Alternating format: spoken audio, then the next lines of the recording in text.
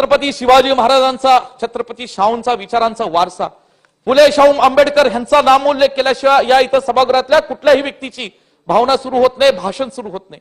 हे करत असताना आज या ठिकाणी जर खऱ्या अर्थाने एक या विधिमंडळाचा सदस्य म्हणून, कायदे मंडळ म्हणून जर आम्हाला ह्यांचे विचार कृतीमध्ये आणायचे असतील, त्या सर्व जाती धर्मातील आणि ज्या मराठा समाजातल्या आमच्या बांधवांनी आज गेल्या अनेक वर्षांपासून शांत पद्धतीने या ठिकाणी आपल्या भावना मांडण्याचा प्रयत्न केला, आज त्या मराठा समाजातल्या तरुण पिढीला, पुढच्या पिढीला आज न्याय देण्याच्या दृष्टीने, आरक्षण देण्याच्या दृष्टीने या राज्य सरकारने पुढाकार घ्यावा, केंद्र सरकारकडे विनंती करावी, महाराष्ट्राच्या तमाम जनतेच्या भावना या ठिकाणी मांडाव्या। आम्ही तुमच्या सोबत राहू।